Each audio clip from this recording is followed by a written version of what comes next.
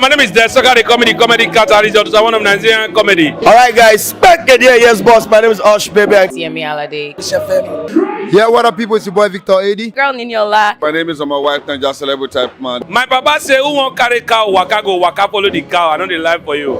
I see you know you're watching the Atlantic TV. Keep watching Atlantic TV. Atlantic TV. Keep watching Atlantic TV. Keep watching Atlantic TV. Keep watching Atlantic TV. Atlantic TV. Informative, educative, interesting, entertaining. Worldwide, international. Don't go anywhere, I'll catch you.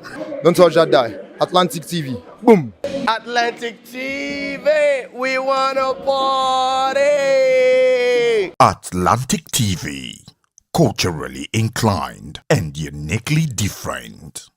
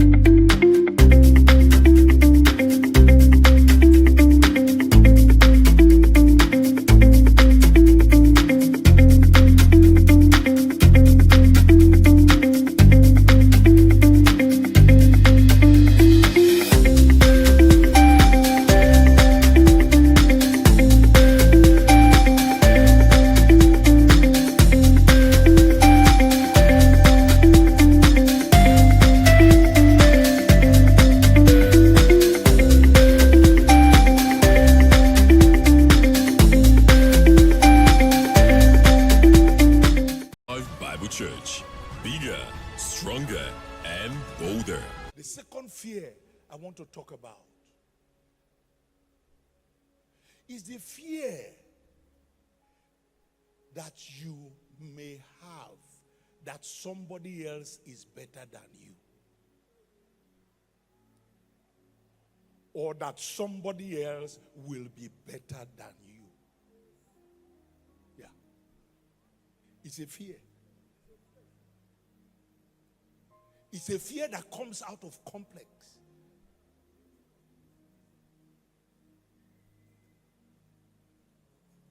You fear. And this fear, Stanley, you know what it does? It produces envy and jealousy.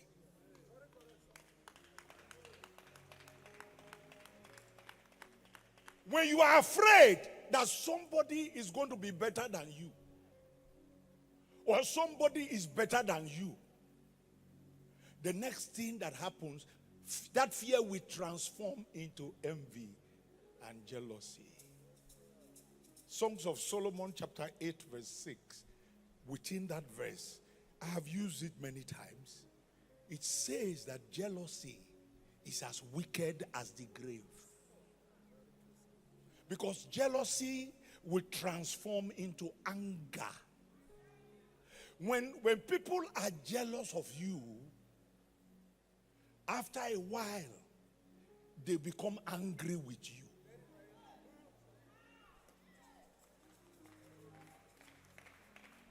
Be careful.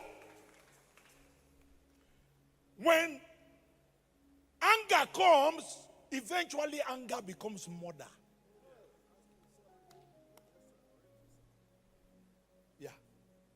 The anger transforms into murder. It could be physical murder. It could be spiritual.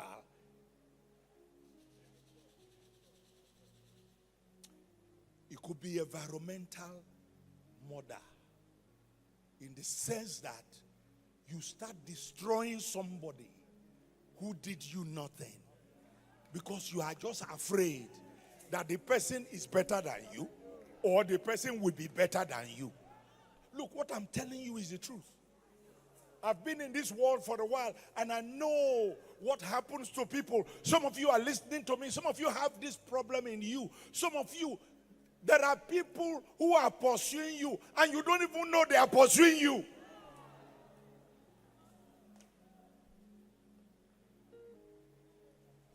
Because they are looking at you and they feel you are better. And it is even possible that you are actually not better.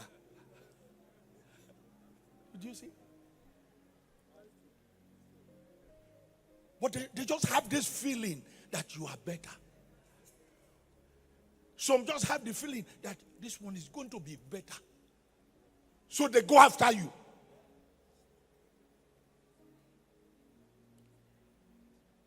They start talking rubbish. They open their mouth and they talk. They castigate you. They malign you. They spoil you. Sometimes they spoil what you are doing.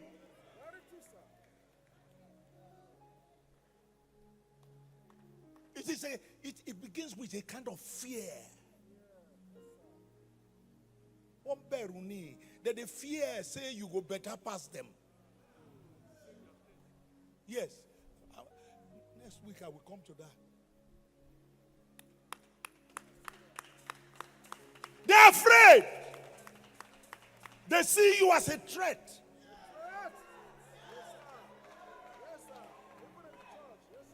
Yes. They look for ways to attack you, to pull you down. They begin to go around talking evil. What do you think happened to Cain and Abel?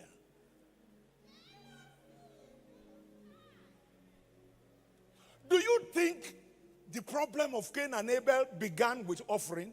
No. The thing had been on ground.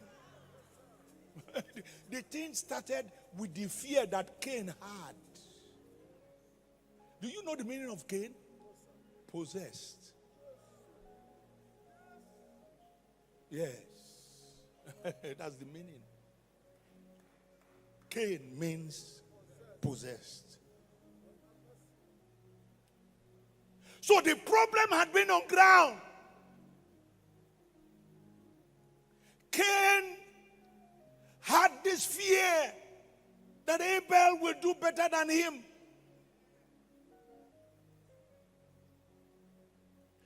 He was already scheming. Then the offering thing came. Now that one spoiled everything. So in his mind, he said, "Not to come." That is why when you read verse 6, you will see God asked Cain. He said, "Why are you angry?" Sorry. You don't say, "Why are you angry?" And when some of these people are angry, you will not know. They are smiling, but they are angry. They are laughing, but they are angry. They shake your hand, but they are angry.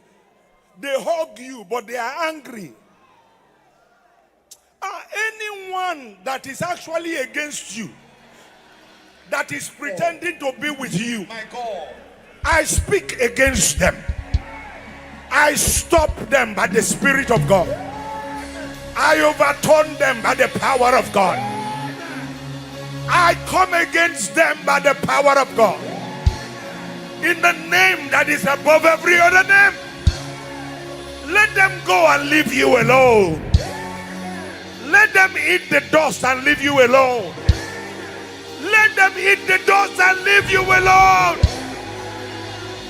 If you believe me, let me hear your amen like fire.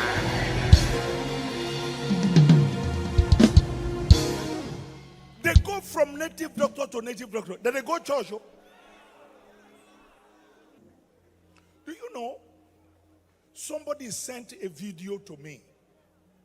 Probably about, I don't know, almost a year ago. I don't know. I don't know if anybody saw this video. Look, I have seen some things that shocked me, but this one shocked my bones. Two friends were walking in a place where they make block. Block.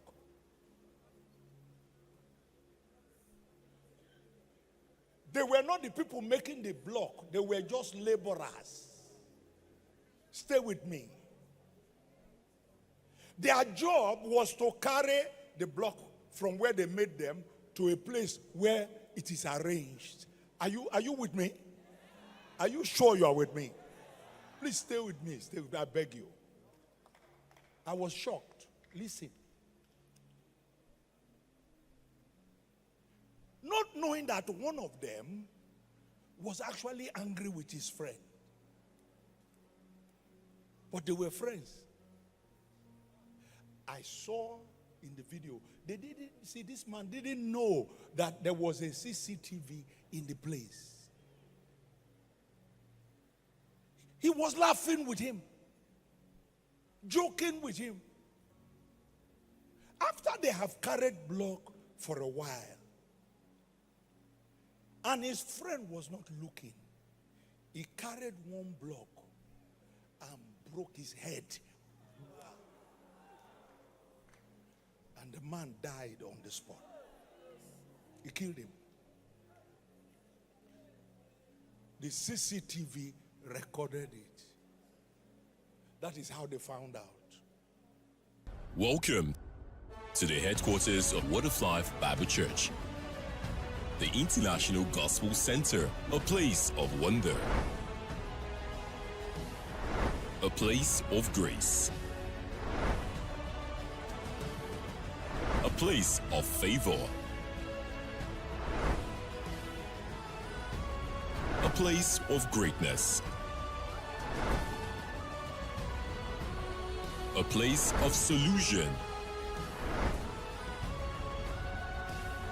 and a place of God's glory. A family to belong. We don't only care about your soul, we care about your total well-being. We urge you to be a part of this glorious, heaven-bound, blessing on earth family of Bible Church. Bigger, stronger, and bolder.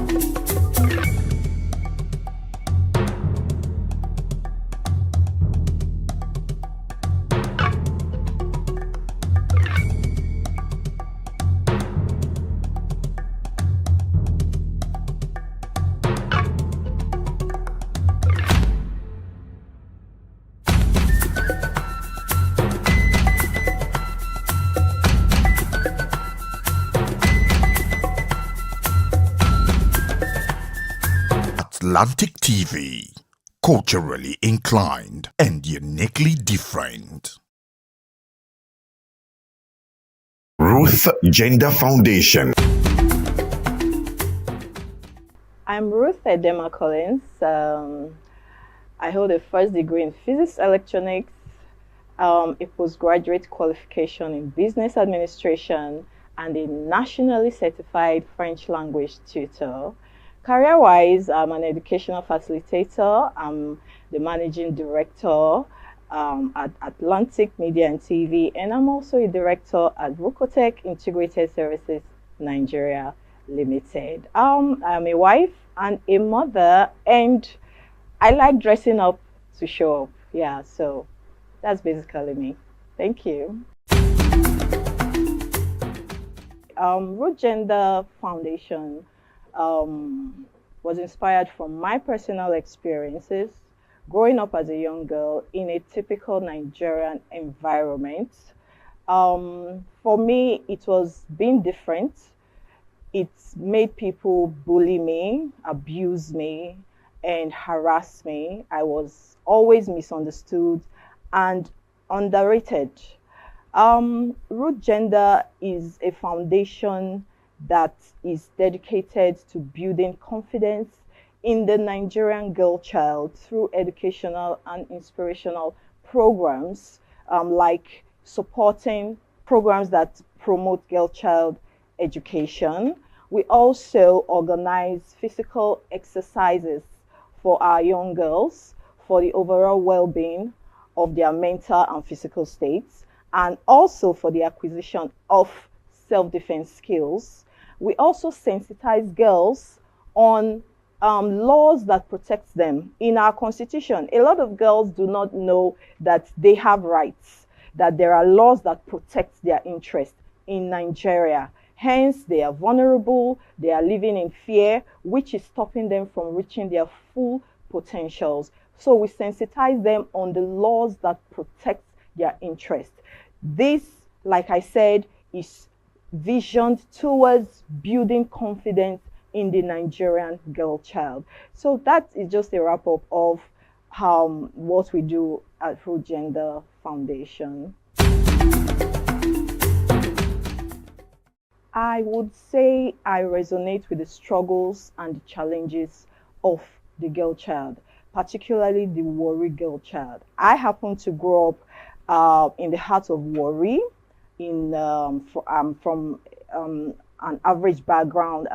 My family is an average one, but I experienced a lot. Like I said, I was bullied, I was overlooked, I was harassed for being a different child, for daring to be different, and nobody was taking note and tapping into my potentials. So my interest for the girl child is I would love to be a voice for the girl child. They need people to believe in them. They need people to speak for them. I also want the Warri girl child to know that there is hope beyond the reef. I want them to see the bigger picture.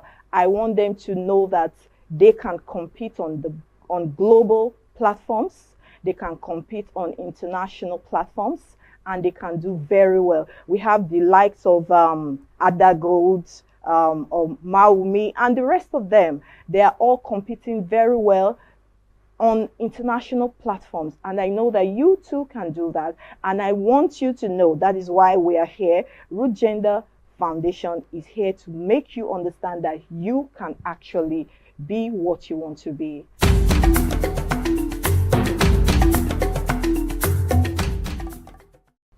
As part of our objectives at Root Gender Foundation, we are dedicated to promoting girl child education. Like I said, I represent the brand Warri Girl Child. I represent the brand the African Girl Child, because I have gone through the struggles from there to here. So giving 2 million to the best female participants is just a way to share them on. It's just a way to make them know that we believe in you. I believe in you. You can look up to us. We are sharing you on. It is not about the money. We believe in your potential. We want our girls to know that you are doing the right thing at the right time. You are in the right place, and this is what you should be doing. That's why we are supporting you, and we will always be here to support you.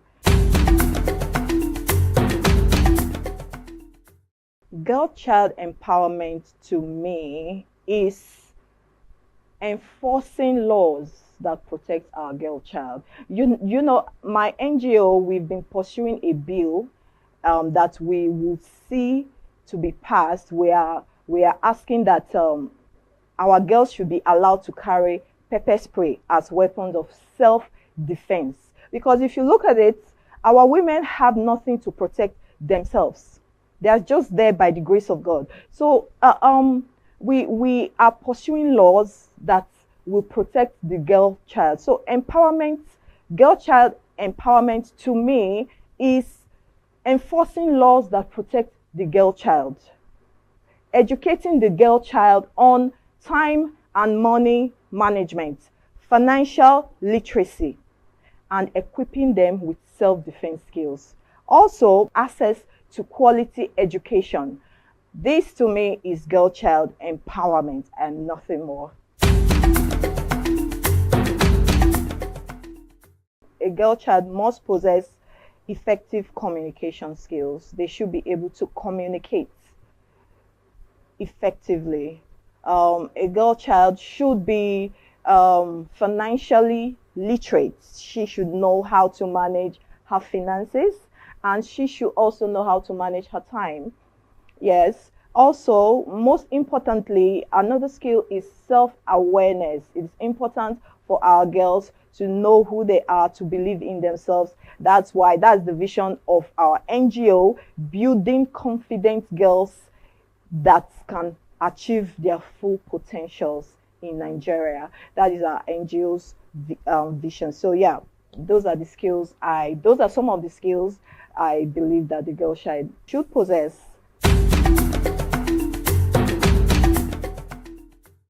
She needs role models. She needs people that have led that path and have made it. Our young girls need role models. That's why we have to do better. We have to do the work. We have to bridge the gap. We have to share them on like we are doing. You can achieve your dreams. First, you have to make education your best friend. Every effort you put into learning will always be there for you to never fail you. Boys will break your heart, people will break your heart, but every effort you put towards learning anything, everything will always come through for you. So for you to achieve your dreams, look towards the right people, look towards the right direction. There are people that have achieved in that route. I will encourage you to look up to them, learn from them. That is just the way to achieve your dreams. My message to the Warri child, like I said, I represent the brand Warri Girl Child. We are letting the world know that we are not vile, we are not roused, we are educated, we compete intellectually, we have good things ahead of us. We can do it on the global platform, we can do it on the national platform, and we are everything there is to be a woman. I would encourage you, Warri Girl Child, make education your best friend. Make education your best friend. Learn new things. Learn new languages. Okay? And the sky will be your starting point. We are always here to cheer you up. Don't forget that my name is Ruth Edema Collins from Root Gender Foundation, and from all of us wishing you the best, we say keep watching Atlantic TV. Ruth Gender Foundation.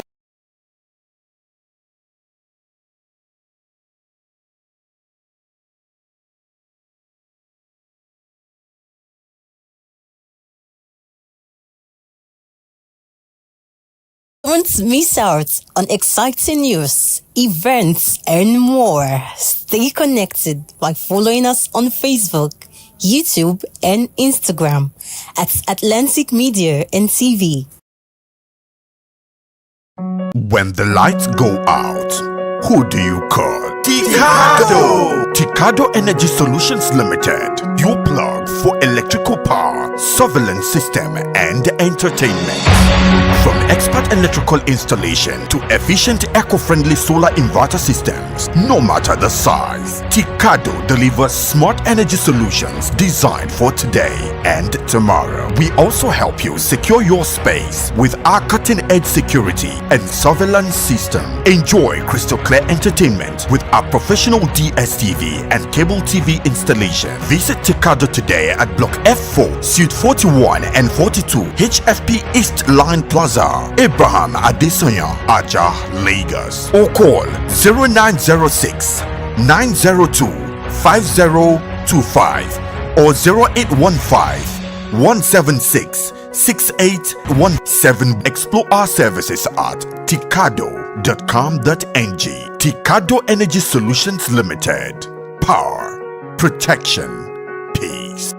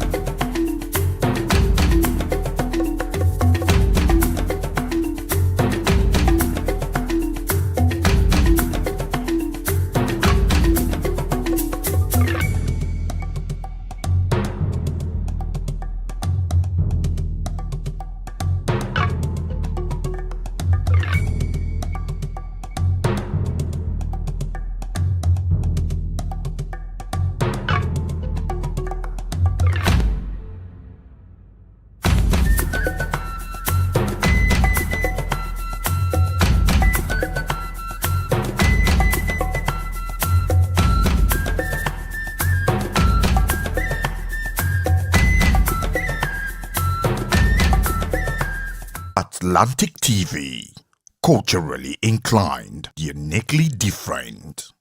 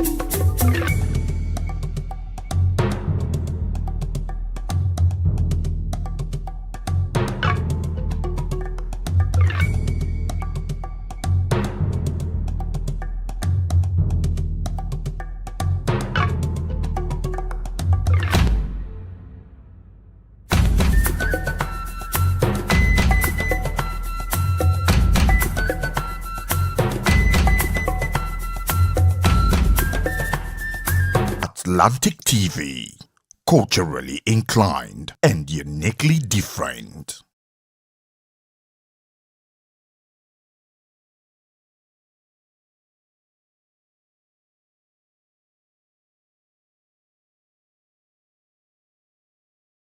My name is Desoka, the comedy catalyst, one of Nigerian comedy. Alright guys, back again, yes boss, my name is Osh Baby. Yemi Alade.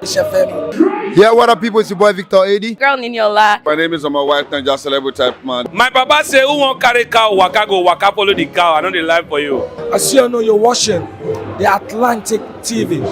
Keep watching Atlantic TV. Atlantic TV. Keep watching Atlantic TV. Keep watching Atlantic TV. Keep watching Atlantic TV. Atlantic TV. Informative, educative, interesting, entertaining.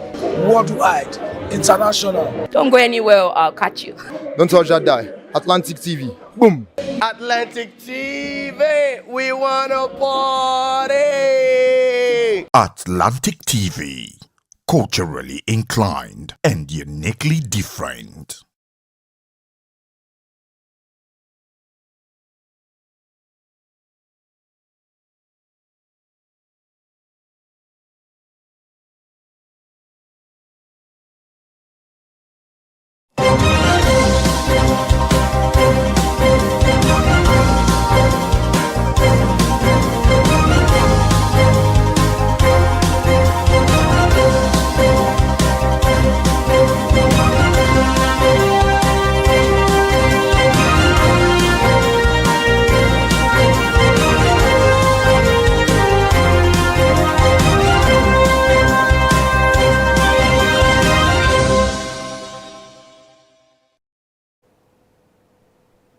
As much as the government is trying to ensure that all seems to be well with Nigerians, one that many Nigerians are truly concerned about is the issue of our foreign debt.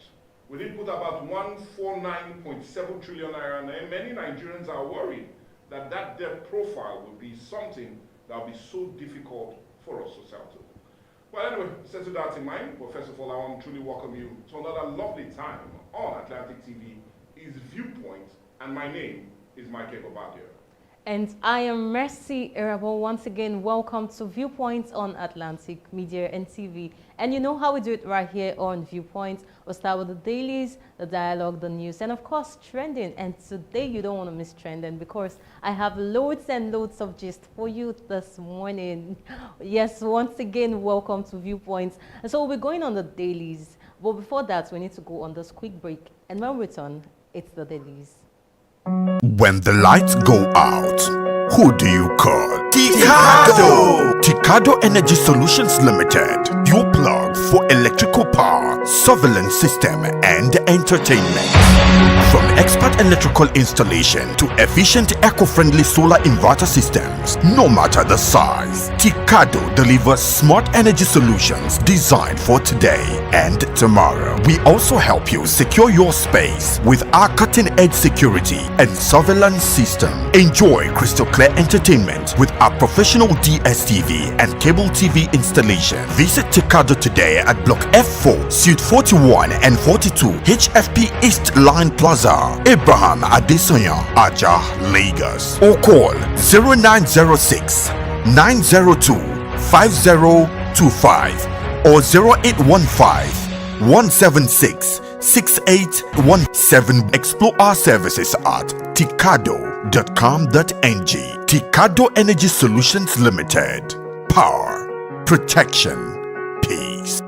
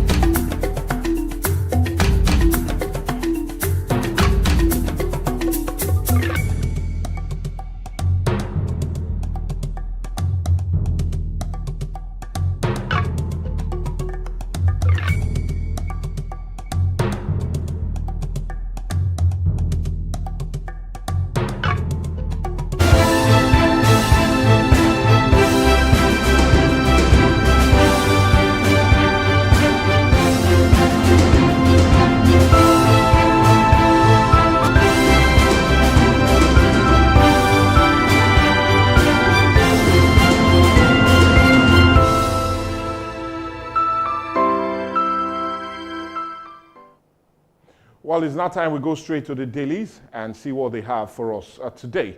A lovely Tuesday, the 16th day of September 2025. Well, for review today, we have 4 papers. We have The Punch, The Vanguard, we have The Nation, and also The Guardian will guide us through all the papers. But you do know I always enjoy starting with The Punch, and let's see what The Punch has as a major one, especially as we talk about some major issues confronting us as a people.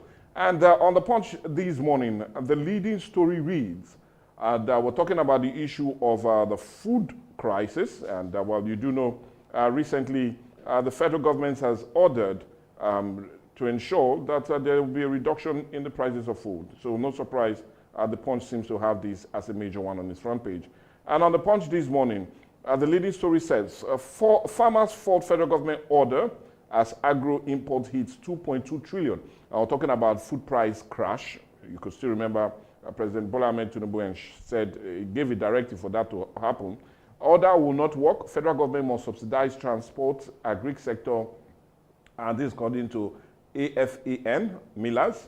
Federal government to distribute about 2,000 tractors to farmers. Well, that would be a very good one if it happens. But I'll just tell you to get more of that story on page 24 of The Punch. Let's see if we take some other leading stories also at the topmost side of The Punch this morning. And our major one on page 2 is Tinubu, Fubara, and foreign troops IBAS set for handover. And also on page 23, Forex inflow, reserve boost Naira to 1,497 per dollar. And now while still talking about the issue of school crisis, SANU and NAS issue strike notice over unpaid allowance. And the information reaching us right here on Viewpoint is that strike might commence on the 22nd of 22nd of this month. That's on Monday. But anyway, I'll just tell you to read that story on page 21 of The Punch newspaper. Presidency fires back as Article warns of revolution is also on page 21. And let's see if we take some other stories just beneath the picture of the day and see if we truly wrap this up on The Punch this morning. And a major one there on page 23 is federal government suspend controversial 4% import levy, duty levy.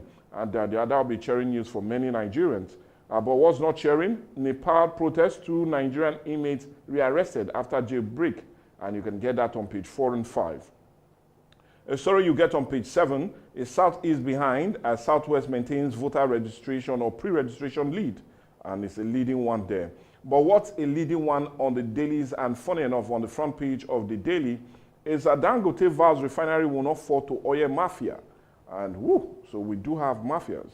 Well, anyway, just get more of that story on page 23, and you can see him ready with about 1,000 trucks that are ready to distribute fuel to every part of the country. You can see him, his daughter, and other major critical stakeholders of the Dangote refinery. Well, that's the much you can take from The Punch.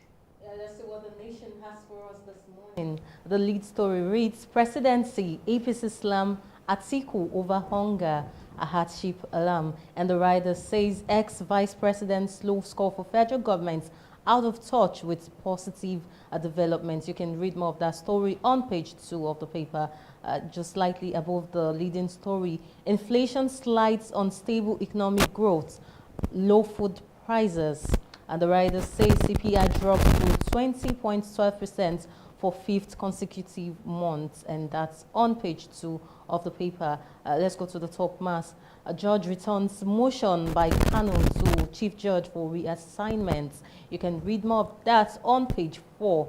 Dangote refinery creates 24,000 jobs with 1,000 trucks rollout. Wow, that's a huge one on page 3 of the nation. Tinubu court's short vacation expected back today. Wow, great news. That's on page 2 of the paper. Why weak Qatar bridge must be demolished by federal government. You can read more of that on page 5 of the paper. Let's see what we have even at the side marks. A joint tax board OK's NIN RC as tax IDs. You can read that story on page 2 of the paper. A Senate plenary or express court order to determine Natasha's return. That is on page 4 of the paper. Let's see the picture of the day. You can see Minister of State for Works, Mohammed Gonruyo, and other dignitaries during the second Railway Conference and Expo 2025 in Abuja yesterday. Well, that's all we're taking this morning on The Nation. Let's see what The Guardian has this morning. The lead story says money illusion fuels a fiscal crisis as state debt deficits soar. That's on page 6 of the paper. The top mass 2027, Nigerians won't accept technical glitch excuses. PDP wants INEC. Well, that's on page 3. A federal government suspends a customs FOB levy on imports. That is on page 4. How our refineries saved Nigerians' oil sector by Dangote. That's on page 3 of the paper. Let's see what we have at the side mass. A federal government's relocation of roaming cattle to grazing reserves. That is on page 29 of the paper. A $4.5 billion fraud trial. A court grants Emefiele's request for forensic examination. That is on page 4 of the paper. Let's see what we have at the bottom mass.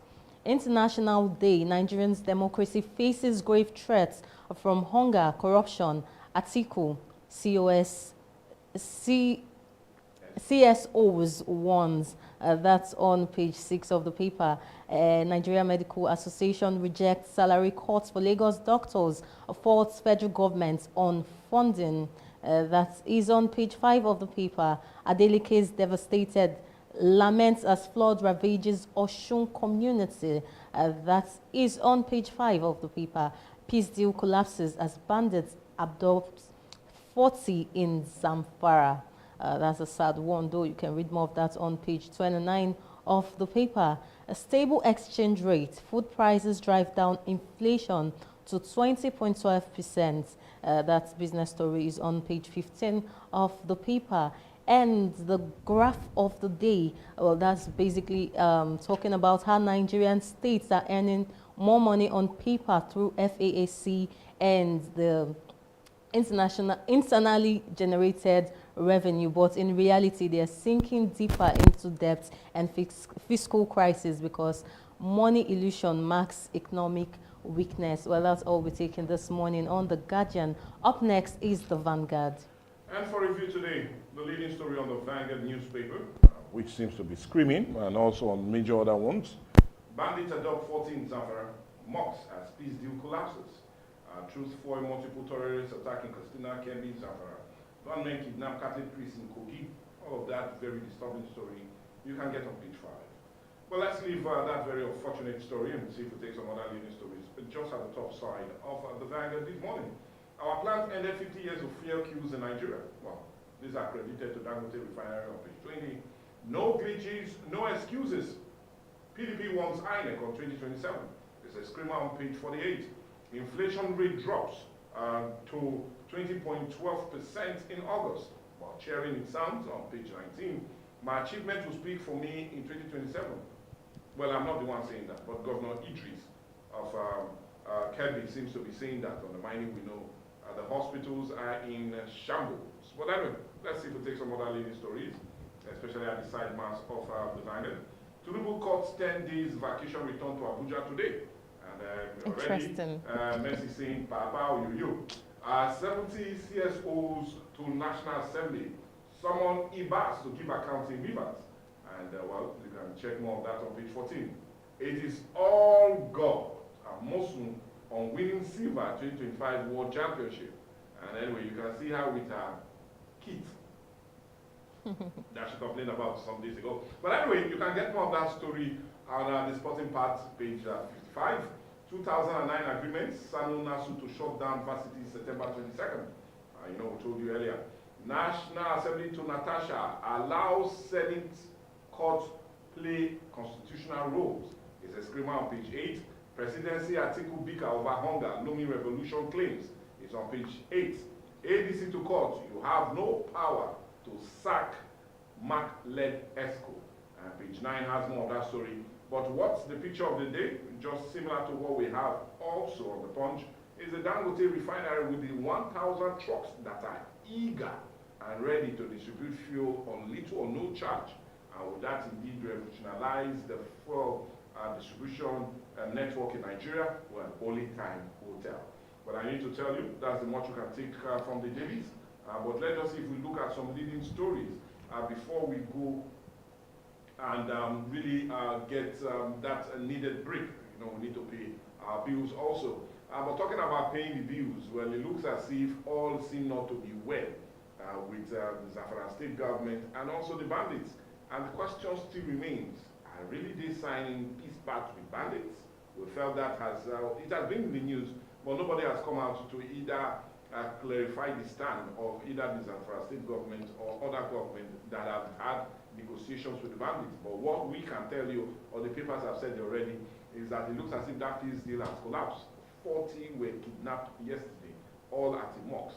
It looks as if there is no peace when there was a peace deal. Merci. The truth is, I don't know why they're actually signing this whole peace deal. It's surprising. Because who are they negotiating with? Bandits. So why not just arrest? That's my question. Why not just arrest? Why are you trying to negotiate with bandits?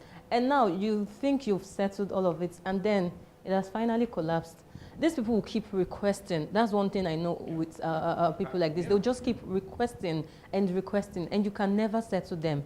They can never be satisfied. That's why some international countries like the United States of America never, and I say they never negotiate with terrorists. But how far will this peace deal go? Well, anyway, it has collapsed, and should the government take a different stand? It's another big question. But another major question is the issue of debt. Yes, we'll be having it critically on dialogue today as we look at the issue of our foreign debt and how it has increased over the years, with most of us owing huge debt on account of the country's debt.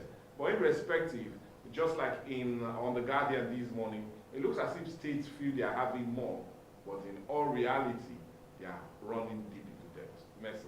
Okay, I'm always laughing when it comes to a foreign debt issue. You know why? Because the other day, the president was saying that we are no longer owing, we've met our revenue for the year and all of that. And now they're coming to tell me that an individual is owing close to 700,000 naira. What did I buy? Well, anyway, I know she'll be buying nothing on account of that because she's already indebted on account of Nigeria. Like, it's actually terrible for the president to come out to say we are not owing, and then we are saying again that we are owing. I don't understand. Why is he talking from both sides of his mouth? No, the truth about it, he feels we've meet our revenue target. Now, the funny thing about this debt ceiling is, just like it also in the Guardian, yeah, we seem to be making more. More, exactly. Or rather than we having more in our pocket, we seem to use that more to pay already existing debt, either the interest or the capital. And then we keep borrowing. And we keep borrowing because you need to also return monies you borrowed, or you will not be to borrow more. So all we are doing, we are now making a whole lot. We've hit our revenue target for the year, okay, already, which is no lie. Okay. But that revenue money now is being used to settle pre-existing debts before now. So we have little or nothing to live on. So we need to go back again and borrow from the lenders. The money we've made, why don't we use it to settle our issue instead of paying debts and borrowing more debt? Because the creditors will come for you. The creditors will come if you do not pay. And there's every likelihood that you might not be getting. Funny enough, just in July, the National Assembly approved a $21 billion debt request from President Bola Ahmed Tinubu, all in the name of providing key infrastructures. That's to our debt ceiling. We also do know, just in March, $1.08 billion was given by the World Bank to deal with the issue of poor food nutrition and other basic educational requirements of this country. So our debt ceiling seems to be increasing by the day. With all information we have, we are using almost 61% of our revenue generation to pay back debts. So that's where we are at the moment. It's terrible. It's terrible. So, okay, what if we had not met our revenue? How do they pay these debts? Then they'll borrow to pay. Interesting. Then your debt will be 1 million. Interesting. Well, anyway, interesting will sound, but honestly, it's a sour taste in our mouth, and one will be looking at critically on dialogue. So what we'll do now is go on that break, so we do not owe debt. We'll pay for our bills. And when we come back, you do know dialogue will be next, right here on Viewpoint on Atlantic TV. All right, my name is Desoka, the comedy catalyst of one of Nigerian comedy. All right, guys. Back again, yes, boss. My name is Osh, baby. Yemi Alade. Yeah, what up, people? It's your boy Victor 80. Girl Niniola. My name is my white Niger celebrity type man. My papa say, who won't carry cow, waka go, waka follow the cow. I know the life for you. I see you know you're watching the Atlantic TV. Keep watching Atlantic TV. Atlantic TV. Keep watching Atlantic TV. Keep watching Atlantic TV. Keep watching Atlantic TV. Atlantic TV. Informative, educative, interesting, entertaining. Worldwide, international. Don't go anywhere, I'll catch you. Don't touch that die. Atlantic TV. Boom. Atlantic TV. We wanna party. Atlantic TV. Culturally inclined and uniquely different.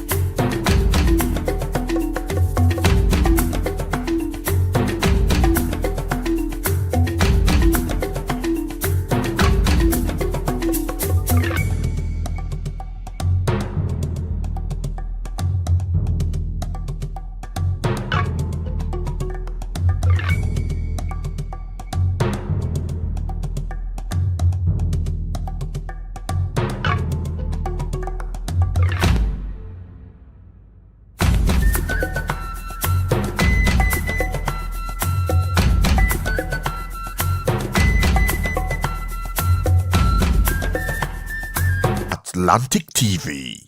Culturally inclined and uniquely different. Bible Church. Bigger, stronger, and bolder. The second fear I want to talk about is the fear that you may have that somebody else is better than you. Or that somebody else will be better than you. Yeah. It's a fear. It's a fear that comes out of complex.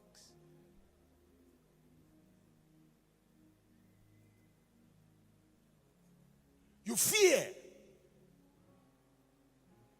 And this fear, Stanley, you know what it does? It produces envy and jealousy.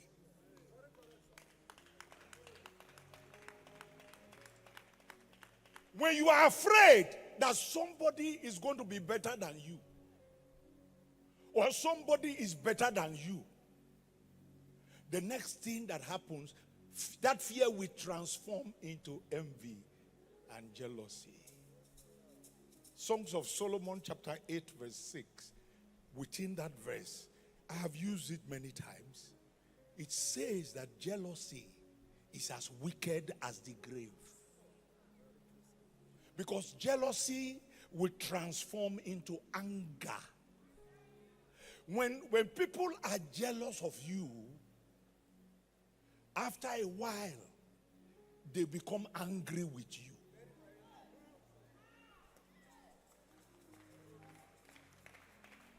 Be careful. When anger comes, eventually anger becomes murder. Yeah. The anger transforms into murder. It could be physical murder, it could be spiritual.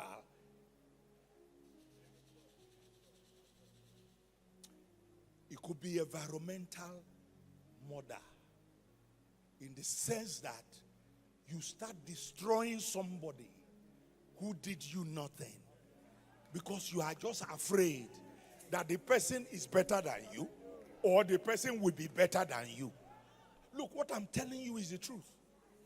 I've been in this world for a while and I know what happens to people. Some of you are listening to me. Some of you have this problem in you. Some of you, there are people who are pursuing you and you don't even know they are pursuing you.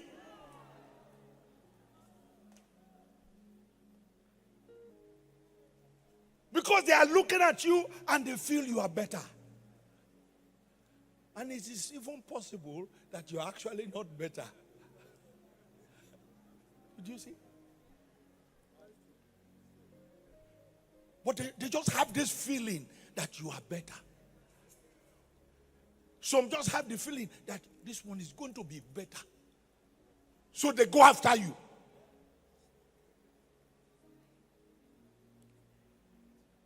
They start talking rubbish.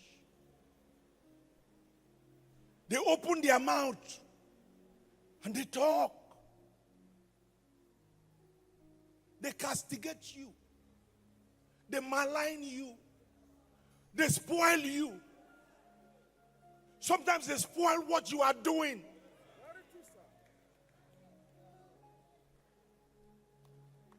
It begins with a kind of fear. That the fear say you go better past them. Yes. Next week I will come to that. They're afraid. They see you as a threat.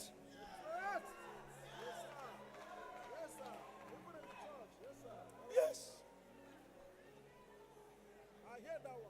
They look for ways to attack you. To pull you down. They begin to go around talking evil. What do you think happened to Cain and Abel?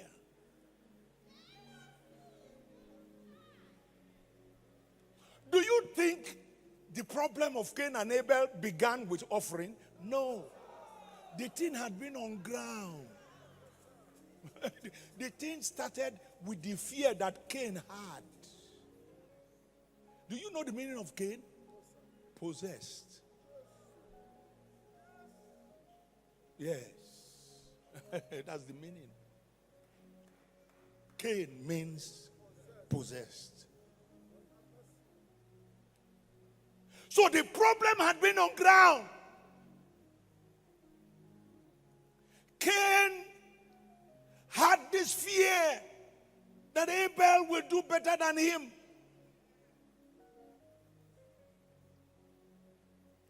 He was already scheming. Then the offering thing came. Now that one spoiled everything. So in his mind, he said, "Not to come."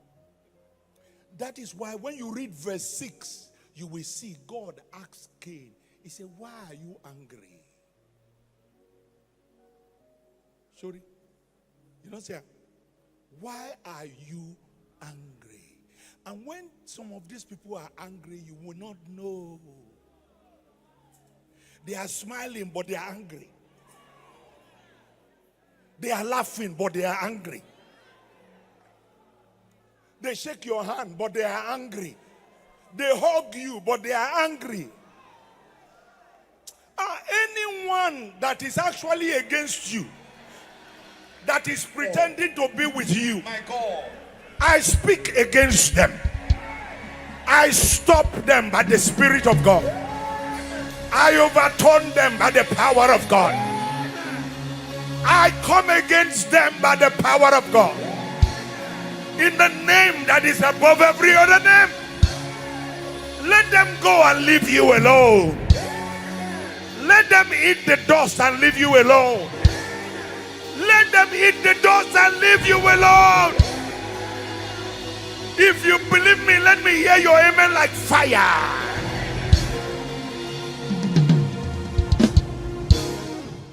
They go from native doctor to native doctor. Then they go church. Oh.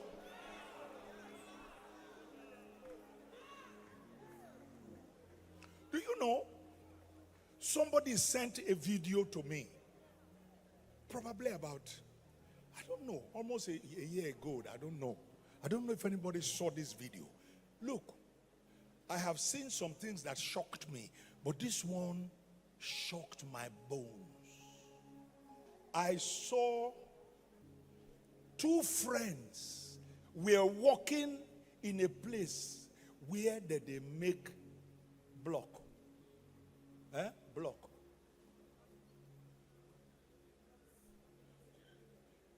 They were not the people making the block. They were just laborers. Stay with me. Their job was to carry the block from where they made them to a place where it is arranged. Are you with me? Not knowing that one of them was actually angry with his friend. But they were friends. I saw in the video, they didn't see, this man didn't know that there was a CCTV in the place. He was laughing with him, joking with him. After they have carried block for a while, and his friend was not looking, he carried one block and broke his head. And the man died on the spot. He killed him. The CCTV recorded it. That is how they found out.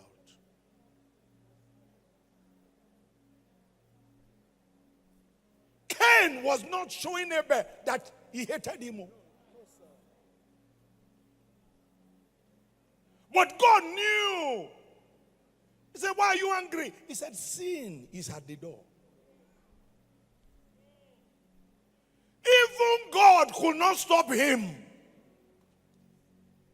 The thing has turned to a spirit.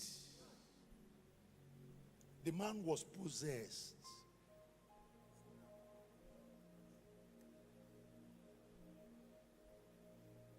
And the Bible says in verse 8, they were in the field. Bible Church, bigger, stronger, and bolder. I am SP Dafe Bright and this is Delta State Police Command. Today we'll be treating and addressing an issue that's different from what we've been doing before. Not parading suspect this time, but bringing to you a very important information. Do we know that over 85% of Nigerians do password their phones, whether it's Android phones or iPhones? There's always a password. But how come when we lose our phones, by the time we go to retrieve our lines, we go to our bank to check our bank statement, we discover that these people who collected these phones must have siphoned the phones. Now, there are times the people who steal these phones, it is not your phone that they actually need. What they need is your SIM card. Now, how does the SIM card become useful to them? Not just any SIM card, but a SIM card that is linked to your bank account, the one that you usually use to receive SMS alerts. That is what they need. Now, by the time they collect your phone, steal your phone, rob you of your phone, what they do is that they remove this SIM card from your phone and insert it on another phone. So your phone does not really need to power on. They don't even need you to give them your phone password. They don't even need your ATM password. The moment they have access to your SIM card, they can do anything they want to do with your bank account, because all they need is to generate an OTP and the message, the OTP that is called one-time password will be sent to that your SIM card, and with that they can do anything they want to do with your account. That is why people lose millions of their life savings simply because they lost their phone. By the side of this video, we'll be doing an illustration. You will see an illustration that talks on how you can password your SIM card. Now, the topic that we are here to discuss, passwording of SIM card. When you get a phone, pick that your phone now. See how you can password your SIM card. If you password your SIM card, by the time for any reason, your phone gets to the wrong hand, even if they remove your SIM card and insert on another phone, the first thing that you will get is a prompt that you should enter your SIM PIN. The moment they cannot get the SIM PIN, they cannot use your SIM card for anything. After the trial of 3, the POC prompt will come because the SIM card will be blocked, and you can only unblock that SIM card when you have the POC number. Some of us don't have our SIM pack because on the SIM pack it is written there the SIM PIN and the POC number. But because some of us don't have our SIM pack, I would advise you to quickly locate the nearest office of your service provider, be it Airtel, Globalcom or MTN. Approach them and request for your POC number. Once you've gotten your POC number, you follow these instructions and ensure that you password your SIM PIN. Your SIM PIN is very, very important. On my phone, for instance, once you turn off the phone and you turn it back on, you must enter your SIM PIN. If you cannot enter your SIM PIN, the SIM card will be useless. And I'm telling you, once they cannot have access to your SIM card, your money will be safely in the bank. They cannot have access to. There was a time I lost my phone, and it took me about 2 weeks to go to MTN office to retrieve my SIM card. Why did I wait 2 weeks? Because I knew I had a SIM PIN. I knew they would not have access to my bank account. I knew they cannot even use my SIM card for anything. Some of these people, when they steal phone, we'll be hoping that, we'll track the phone. Some of them don't even sell the phone. They will just condemn the phone and just get the SIM card to see if they can have your money. Please, they say a word is enough for the wise. It is very, very important. Don't see this video and just pass it by. Watch this video to the end. We're almost approaching the end of the video. Ensure that you take the lesson. Please password your SIM card. They say a stitch in time save 9. It's very, very important. Make haste when the sun shines. Not be to call. You don't have to start running and start saying, what do I do? What do I do? When you can prevent it. Let's not forget, prevention, they say, is better than cure. Thank you. Atlantic TV, culturally inclined and uniquely different. Don't miss out on exciting news, events, and more. Stay connected by following us on Facebook, YouTube, and Instagram at Atlantic Media and TV.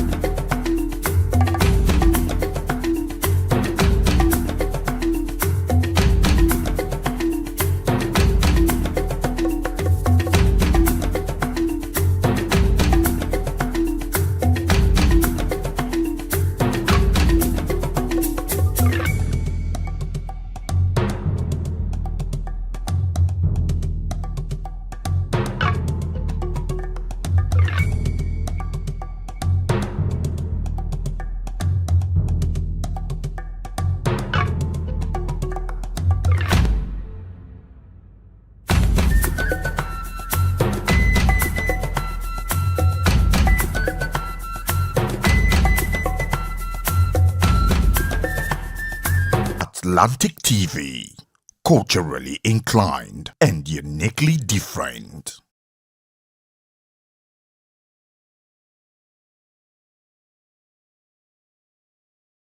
When the lights go out, who do you call? Ticado! Ticado Energy Solutions Limited, your plug for electrical power, surveillance system, and entertainment.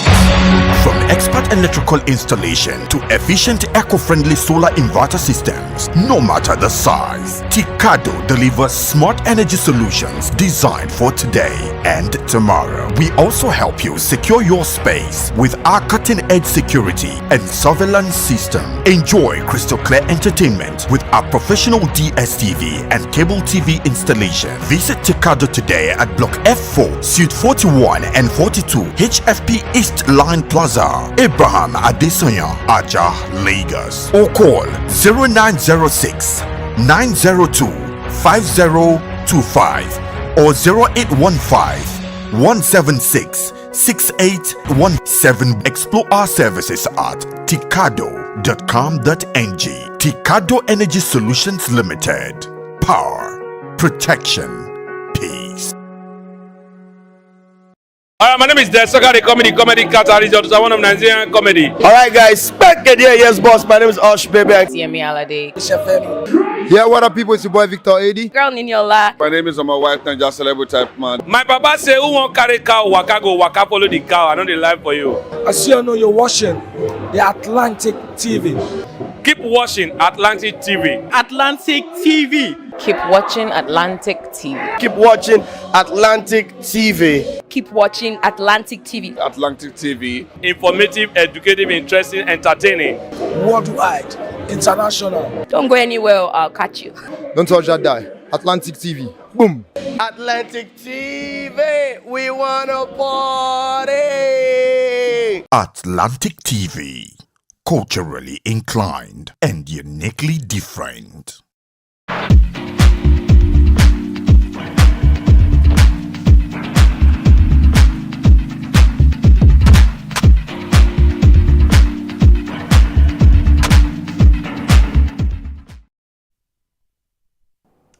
Nigerian rising debt profile, despite improving government revenue, presents a critical challenge that demands urgent action.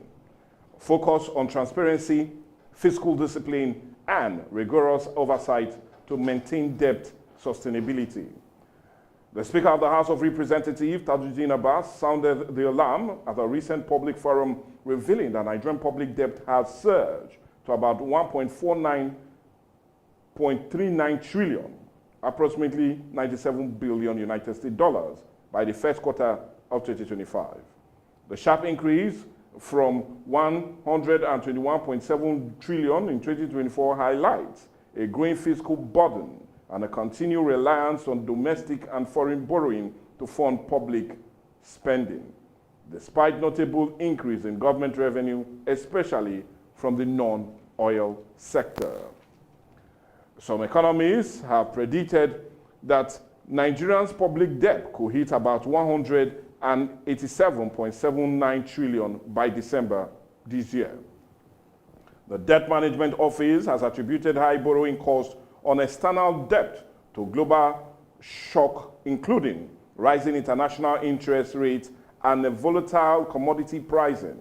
In addition, the depreciation of the naira has amplified the domestic currency value of foreign debt. With the rise in debt, it is also believed that the ordinary Nigerians will be the ones at the receiving end, adding to an already dire situation Nigeria seems to be, and a need for us to talk about it on this edition of Dialogue Today. And that is Nigerian rising debt and effect on ordinary Nigerians. And that's what we're having as a major discourse today on the show. We're looking at the Nigerian rising debt and its really major effect on ordinary Nigerians. And that's what we're taking a critical look at. We're not just looking at the economic side of it, but what Nigerians are indeed going to go through on account of this rising debt. And to help us look about this is no other person, but someone from the civil society organization that is critically examining issues and also having a strong voice as it concerns this rising debt, and they've been really greatly concerned about the need for government to do something quickly. And I'm talking of no other person but activist Kevin Ojomodo. Good morning and welcome to the show, Kevin. Good morning, Mr. Ray. Good morning, esteemed viewers and listeners. Well, anyway, I needed to call you activist and not comrade for the first time on introducing you, knowing that you're going to be the strongest on account of this rising debt profile. I could even remember, you wrote a piece immediately you saw this on some social media platform. Yes. But as much as you're talking about that, also looking at what you've done on social media, I would want us rather to look at a complex issue that seems to be unfolding before diving into this very issue of our rising debt. And is the issue that you seem to be handling on account of a young girl, yes. 13 years old girl, Davina, yes. That under some very funny circumstances lost her life and was buried without the knowledge of her own biological mother. Yes. I really want us to just run through, yes, in case you're watching, that's a picture right there, a beautiful young lady, 13-year-old she is. Really give us a rundown, because many Nigerians are a bit confused on what seems to be happening there and what really transpired according to your own knowledge and where we are at the moment. Yes, it's disheartening. You know, it broke my heart the morning the mother of this little girl, Davina Temisa Olotie, that's her name. She's 13. The mother reached out to me via my Facebook handle. Her name is Miss Dokas. That her 13-year-old daughter, under a mysterious and unexplained circumstance, lost her life. And I took up the matter immediately. I reported to Edmund police station, where the statement was obtained. And getting to the house of the father was not at home. They met only the wife. So she was arrested to the station. For 2 days, this young man didn't show up. Then what was the mother's statement and her prayer before the police? She said for 13 years she has been raising this little girl on her own as a single mother. That the father moved on and got married to another woman, they are together. And that the father, they went for a burial ceremony in a village where he now saw his own daughter with her mother, with her grandmother. And I said, wow, the daughter is looking so fine and well catered for. He now reached out to the mother, I know I've not been a responsible father for 13 years, I've not been supporting, but please, she's grown now, she's 13. I would like to be having custody of her during the holiday. The mother said no, but after much persuasion, she agreed. Naturally, the girl is his daughter. So, and the daughter was also crying too that I want to go and see my daddy. You know, daughters and their fathers. Yeah. She was crying, okay, I want to go and see my daddy. They said, okay, go and see your daddy. Then this holiday that just passed, for 1 month holiday, she now released the child to go stay with the father. One fateful Sunday, an anonymous caller just called her and said, Dokas, did they bury your daughter? She was like, who's this person? What are you saying? He said, they passed and said, oh God, I asked what happened. They said, they bury your daughter, Davina. She was like, my daughter, buried. So immediately she ran from her place to the father's place. On getting there, she saw the family people, they sat down, they said, she's sick, she just died, they're going to just bury her in the local parlance. She said, no, how can my daughter just fall sick? Davina that was healthy, just fall sick, and nobody told me. And you people buried her. So she was trying to struggle her way to say, no, they must show her, they must bring her out. They started fighting her. The sister to the man was fighting her, and the man was also fighting her. So there was no way she on her own could resist or fight back. She now left. So said, okay, fine. I took up the case, and we made arrest. For 2 days, this young man didn't show up in the station to come. Okay, they've arrested your wife. Come, the police are inviting you. He refused to come. So after much persuasion, he now turned up on Friday last week. When he turned up, okay, Mr. Taye, tell us what happened to Temisa Davina Olotie, 13 years old. In his account, he said on Saturday, he made palm oil rice in the house. He ate, the daughter ate, and he left the house.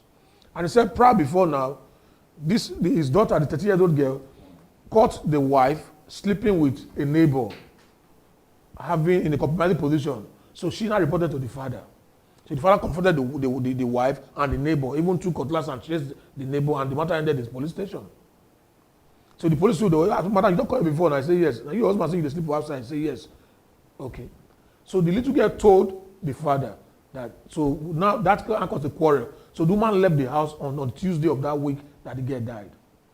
So the father said when he made the rice, he ate, the daughter ate, and he left. And he came back at night. He saw her lying down in the couch. And Davina said, Mommy came, stepmother came.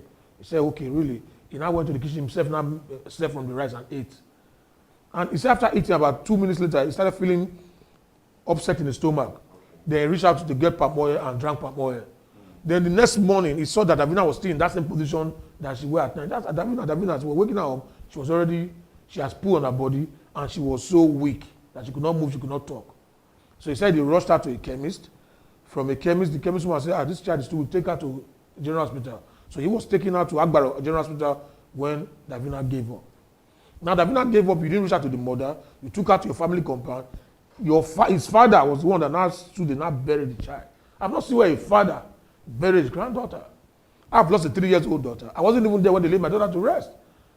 My friends and some of my younger ones took the child because it's an abomination for a father to bury a child. So this mother, her prayer and seeking for justice because they didn't tell her what killed her daughter, when the daughter died, and she was already buried. That same Sunday you said she was sick. That same Sunday you said she gave up. That same Sunday you buried her without the mother coming to see the child. Or nobody reached and say, Davina is not feeling well, please can you come over? Yeah. And just let the mother show that last respect. Even if the child was sick, let her know. So she, on her own part now, the father is not saying, he's suspecting that his wife, his stepmother, poisoned the rice that he made. But mostly he was the last person that ate from him. And he was the last person with the child, with the disease. So he had a lot to tell us. Today we're going to get the court order to exhume the body, because we want to exhume the body for carry out an autopsy to ascertain what really killed her and how she died. So that's how far we've gone with the matter. And truly justice will be served by the end of the day. Well, anyway, it's indeed a sad one, and we know you were coming, so we needed to really get an update on concerning that very unfortunate incident. Now, let's still return back to it, because I'm also a bit concerned. The stepmother is already in detention. Yes, she is. So what is she saying? Because all we've only heard from Davina's father. Yes. Has she made any useful information regarding the demise of this young girl? She's saying she left the house on Tuesday after the husband alleged her for infidelity. And she left with her 4 kids. Okay. She's saying she didn't come to the house on Saturday. But the Davina said she came. Davina said she came, but now Davina now is deceased. So she's not here now to tell us really, mommy, you came, you were wearing the white shirt and a wrapper. Now, a eyewitness account, the eyewitness is deceased and the bone of contention in this matter. So that's the cross of it now. So it's going to be for further investigation to be carried out, and the autopsy will now reveal the cause of death. To know if really she was poisoned, or if the father had allegedly tried to have knowledge of her, whatever the thing is, we'll get to it with the autopsy. Okay, now let's return to the mother herself. Now she said she went there when her daughter was being buried, and she was fought on account of asking questions. Yes. Now, what stand is the family standing on that she was not pre-informed of the death of the daughter? The grandfather, which is the father of the Mr. Taye, said he reached out to the mother, the grandmother. Okay, the late girl's grandmother. Okay. That he reached out to the late girl's grandmother. But why didn't you, your own son, also reach out to the lady that gave birth to this child for him? And why you as a grandfather already buried little Temisa without waiting for the mother to come? He said because time was going and it's already getting to the evening. He said, no, but that's wrong. Now I want to know which doctor ascertained that this little girl has passed.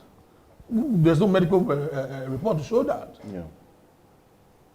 So there's a lot to be unraveled in this matter, and we'll keep pursuing justice to ensure that justice is served at the end of the day, because no Nigerian child deserves to go this way that little Davina that she did. No. Not that she was sick. She was hard because neighbors said they saw her on Thursday with the father when he walked past a particular filling station. She was healthy, healed and healthy. The father also said when he left the house in the morning, she was healed and healthy. So what now happened between the time allegedly the stepmother came into the house or the father, we don't know what happened when his wife has already left the house with the other 4 children. So that's where we are in the matter.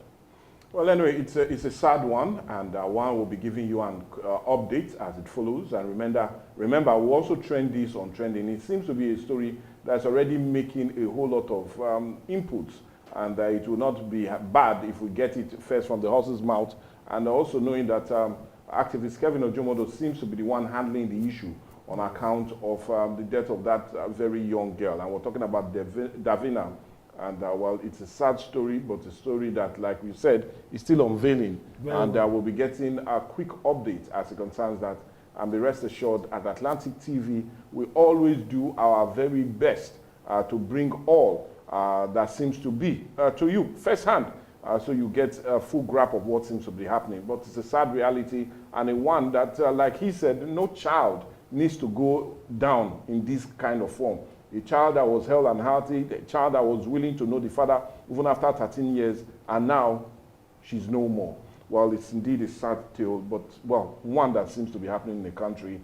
And in this Delta State, well, and one, I know that the government will do all it can to get to the very root and ensure that justice is served at the end of the day. Be rest assured we'll be giving you an update on all of that. But let's still return back to our major question. We needed to get an update on that, and that's why we needed to ask him. Undermine is an activist, also in a bit of an economist, so you definitely understand why he's also joining us on this awesome discussion. And like I said, we're still looking at Nigerian rising debt and the effect on ordinary Nigerians, and knowing that the debt profile is now put at about 149.97 trillion naira, which is equivalent to about 97 billion United States dollars. Now, let's quickly come to it, because there's a whole lot for us to talk about and get our minds around it. Now, I could still remember in 2023, just immediately after the elections, our debt profile deteriorated rapidly from 49.85 trillion to over 134.30 trillion, if I could still remember. But surprisingly, by September 2024, our debt profile had reached about 142.3 trillion naira. Now, if you break this money down to close to 200 million persons that we are, each of us, as of 2024 September, was owing nothing less than 624,527 naira, both our children. So that was our debt profile. Yes. Now, a year after, we are now owing close to almost 650,000 each. So my question is, I really want to get your thoughts around all of this. I know I've read your piece on account of this, yes, but I want to get your thoughts around this huge public debt that seems to be rising and not falling, and rather having a longing effect on us. Yes, thank you very much. You see, I had to exhale because it's worrisome. Okay. It's heart-troubling to see the most populous black nation of Africa, yeah, a one-time giant of Africa, being brought to this level of indebtedness. Now, what we ask, it is not bad for an economy to borrow. Yeah, yeah. The United States of America, they borrowed. Yeah. China and the United States see the highest debt owners. But when you see the input of this borrow, you applaud their leaders for putting pen to paper and ensuring that services that are being rented to the people are getting to the people, and everybody is being carried along in the polity. In the Nigerian context, it's an aberration to see successive government just come in and the first thing they reach out to is to borrow. A responsible government will think of, first of all, how to stabilize its economy and get foreign investors to invest in your system. So your legal tender, we have a strength among the legal tenders of the world. Today, the Ghana cedis and the CFAs and all of that are outshining the naira in the stock exchange market. So I begin to wonder, is this same naira that some years ago they said a naira is equivalent to $2? And this same Nigeria that we are in, a naira was equivalent to $2 to a naira. But today, what do we get? 1,600 naira to a dollar? In a country where we have the commander-in-chief of the armed forces, we have the governor of CBN. But what do you get? When the CBN, a past CBN governor, looted en masse. And politicians, they loot they go on looting spree, and nobody is held accountable for their actions. Then it becomes a looting assembly and looting academy. It's a shame. And it beats my imagination that the elites, the political elites, are so comfortable even with these statistics. This should worry every responsible government issue. Immediately they will sit on the round table. No. We need to put a stop to this border and see how we can clear it. Now, talking about sitting on a round table and putting a plug to it, well, funny enough, all of these came to light on account of the Speaker of the House of Representatives, Tajuddin Abbas, coming out on the forum to say, well, yes, our debt profile is something now that gives every Nigerian a need to worry. And funny enough, he was also part of those that approved the new July proposed planning of the federal government when they borrowed about 21 billion United States dollars. They gave that approval on account of infrastructure.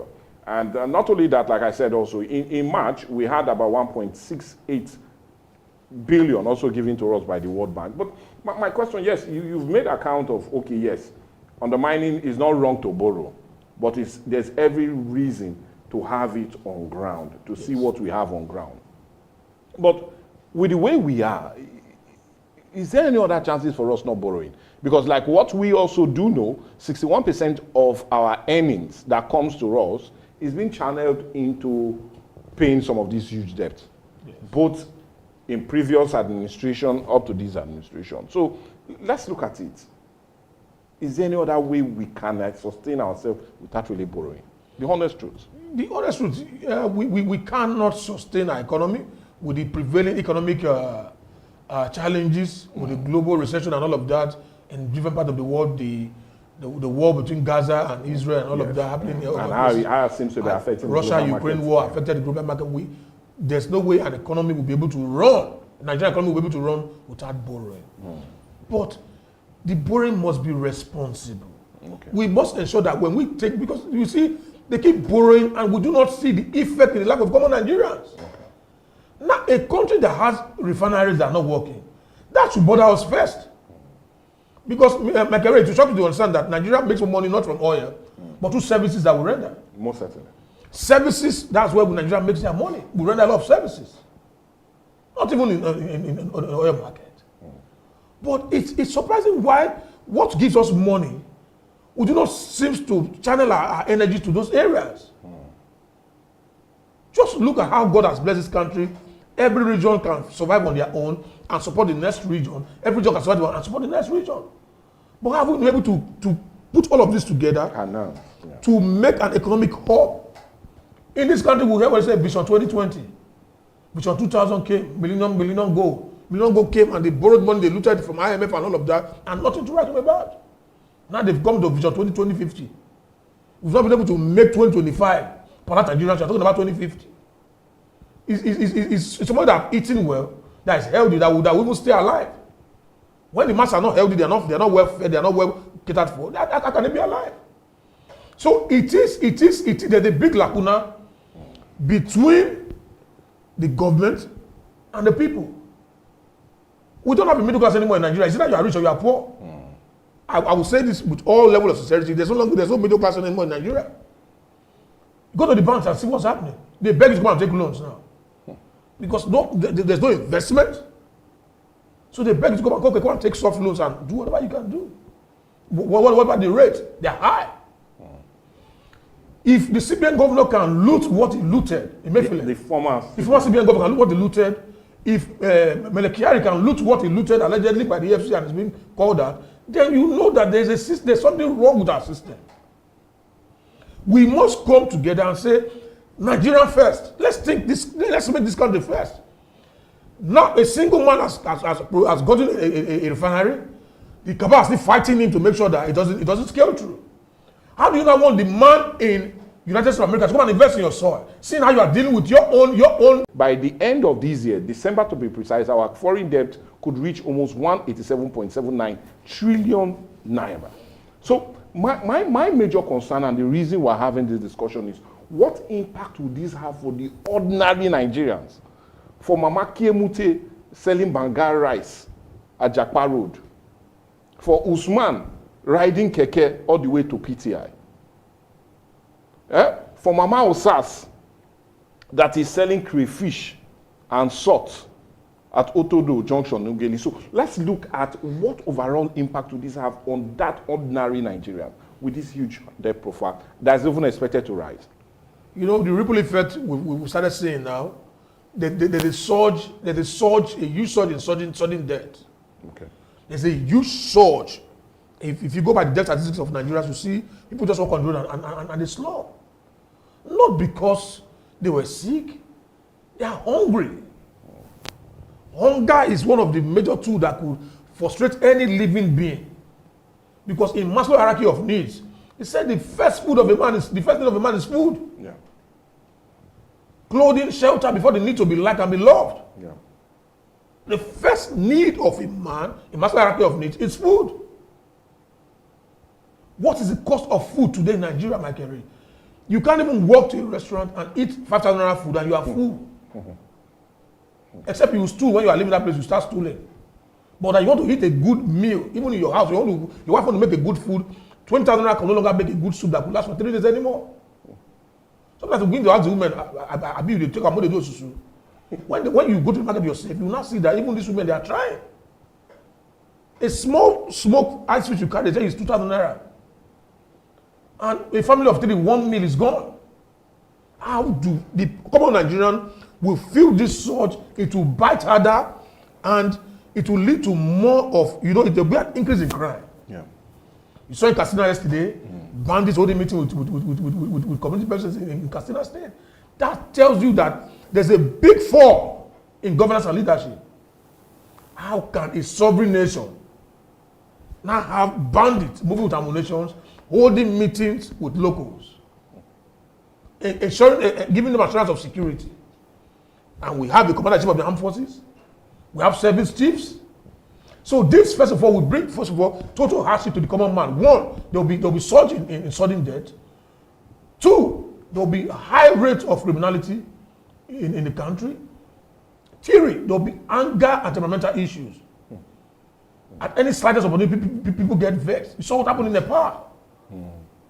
The Gen Zs, they took over the street, they are frustrated. Some of them didn't go to that protest because they love what they were doing. But because they've looked at their left and their right, what can we say we've achieved from the government? Before now, we see free education from primary to university level. We have no scholarship anymore. We don't longer see them. Now this time to sit, call a confab. How do we reshape this? If it's need for us, shut down the border. The way China did. Become a self-sufficient nation. We import everything in this country. Let's be self-sufficient.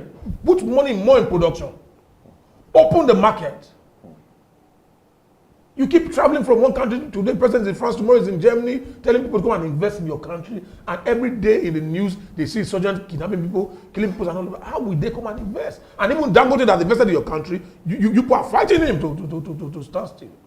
If I said he wants to move the product to the people directly, that way the price will drop. Commodity in the market will drop because everything comes into what? Fuel and diesel. Yeah.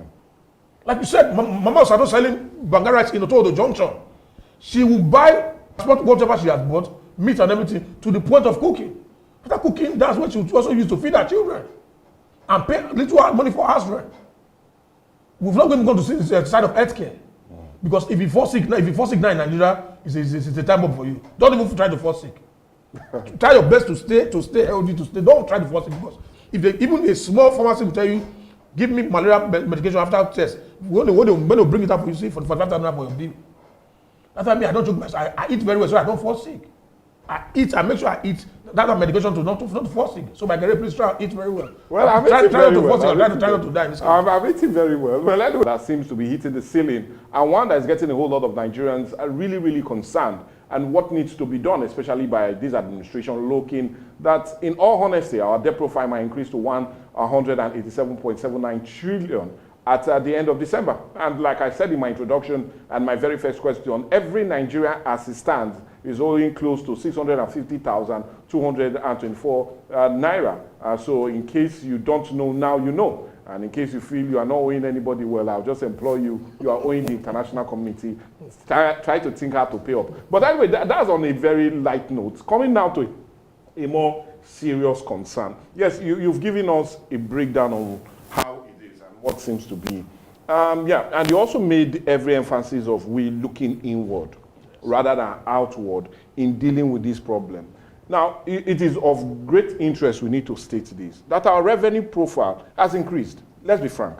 We now sell more oil and get more revenue. Our revenue profile as of July this year has increased to 34.7%. That means we are earning so much as a concerned crude oil sale. Even our non-oil sector seems to also be getting some relative gains, especially as it concerns the economy. But the problem still remains a huge debt servicing that seems to be growing, skyrocketing, and is in every way increasing. Now, you've just talked about what should be, but let's really look at what government should do.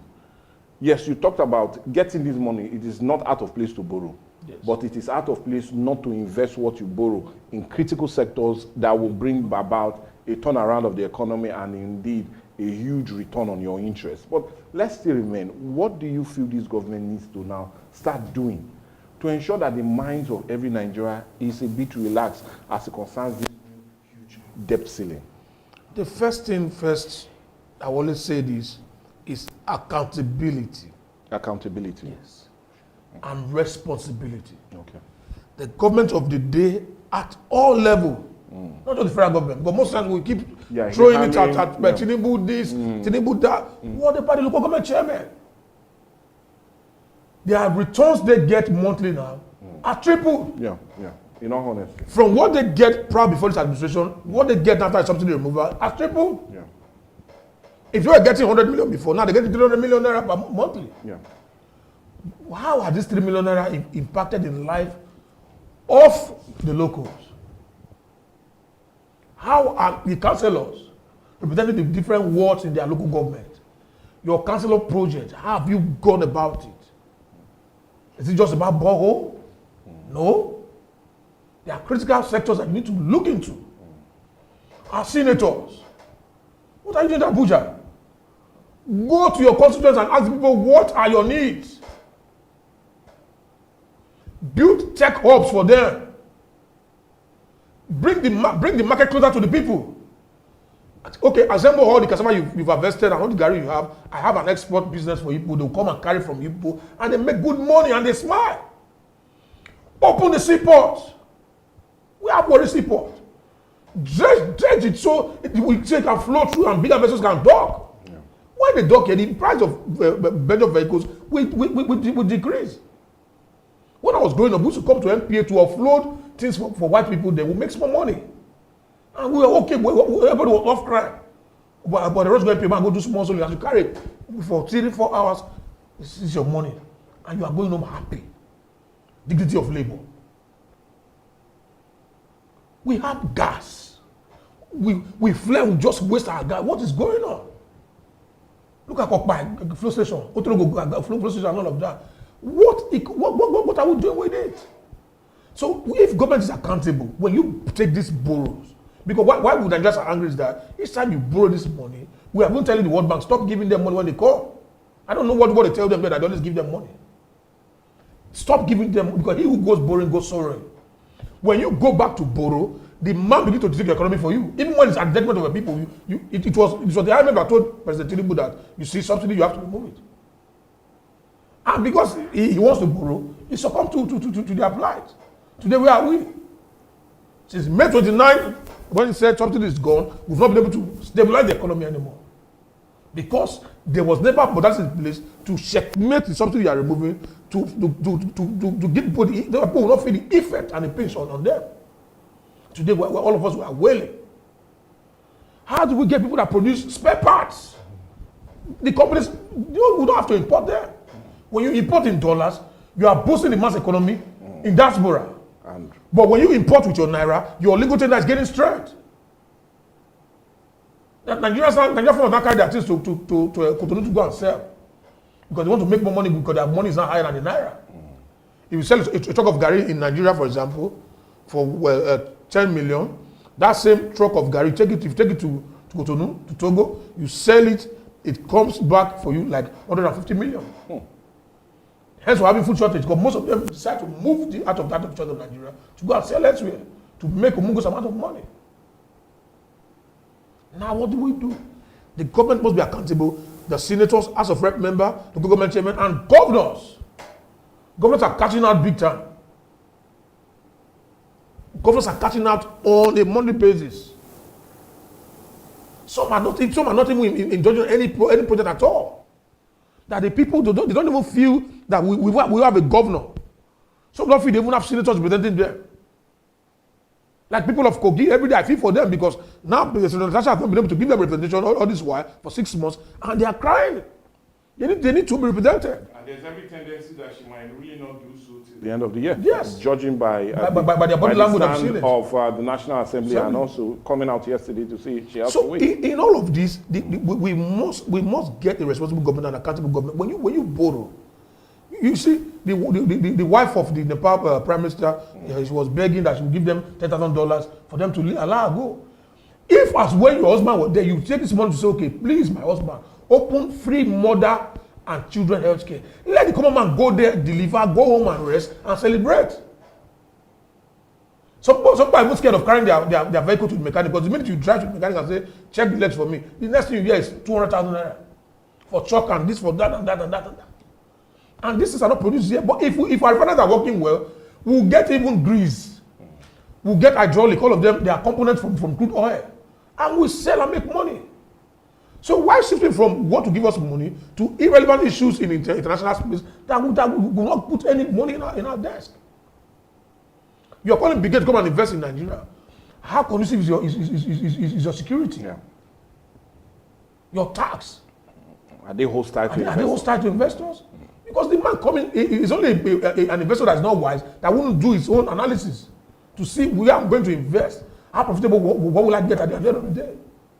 Today, the common man is crying for house rent. Landlords are increasing house rent.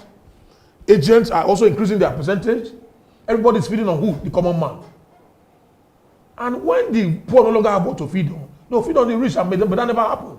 Well, anyway, that's the revolution former Vice President Atiku Abubakar is talking about. But anyway, I doubt if we have any more time to talk. I know how really vexed you are, especially as it concerns this issue. And no surprise you spoke this way. But as much as we can talk about the problem, it's also right we still look at solutions to deal with it. And you've just highlighted some of the key sectors that need revamping for us to see if we really have to do more as it concerns getting more for the economy. But anyways, we really need to go now, and we need to thank you so much. And talking of no other person, but activist Kevin Ojomodu for giving us an insight on what he feels the economy should be, and also for the story of a little late Davina, a sad tale in our mouths, but one that seems to be unfolding. But be rest assured, Atlantic TV is always on point as it concerns giving you latest information, especially as it concerns what seems to be happening, not just in the country itself, but the state and around our locals, that for sure. But we will not go without really thanking you so much, and I'm talking of comrade, or rather activist, Kevin Ojomodu, like I'd like to call you today. Thank you for your time. Thank you very much for having me. You do know we always will call on you, especially as it concerns some major trending issues. I'm available. And I will really appreciate all of that. Thank you so much. My pleasure always. Well, anyway, for me, it's a quick wrap, and you do know our dialogue is always on every weekday, and a major critical part of Viewpoint. And you do understand that Viewpoint is not coming to an end yet. The news will be around the hour, and honestly, I'm getting that aroma already. While Mercy seems to be cooking up a beautiful dish as it concerns trending, and one you like to trend along with her. So stick around, still remain with Viewpoint. But for me, Michael Gobadia, God willing, we'll see you tomorrow. Bye for now. Don't miss out on exciting news, events, and more. Stay connected by following us on Facebook, YouTube, and Instagram at Atlantic Media and TV.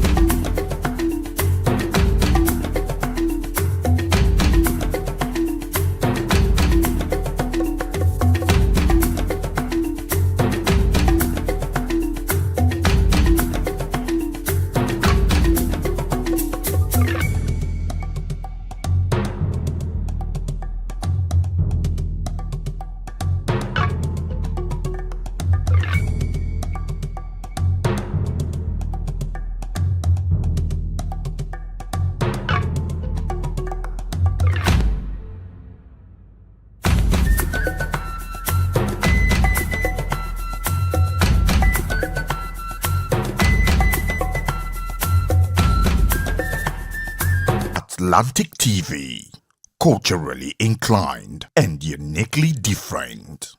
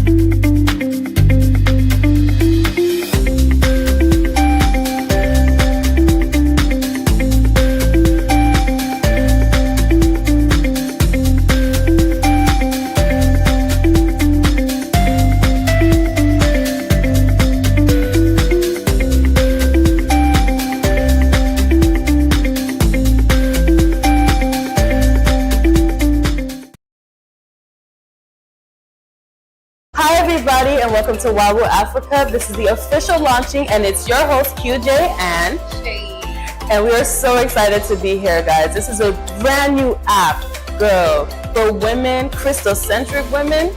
It's gonna be great. It's gonna be great. My expectations are through the roof. We have amazing guests here today, so stay tuned. And we're gonna be back. Yeah, we will be back.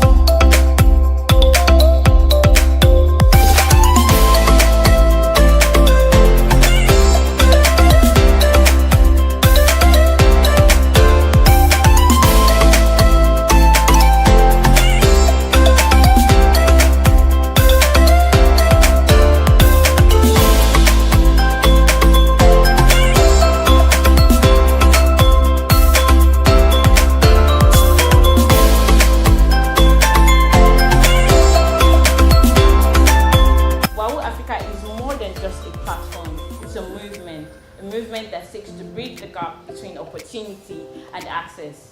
A movement that believes in the transformative power of women's economic empowerment. Our mission is simple, yet ambitious, to provide a safe, inclusive and supportive environment, a safe, inclusive space where women can learn, earn, collaborate and thrive, where they can showcase their skills, share their stories and sell their products and services. Every day, I create, but no one sees me. Until now. Introducing Wawu Africa. Learn. Showcase. Connect. Earn. Now, the world sees my worth and pays for it. Wawu Africa, where women rise. Okay, so the inspiration behind Wawu Africa, it stems from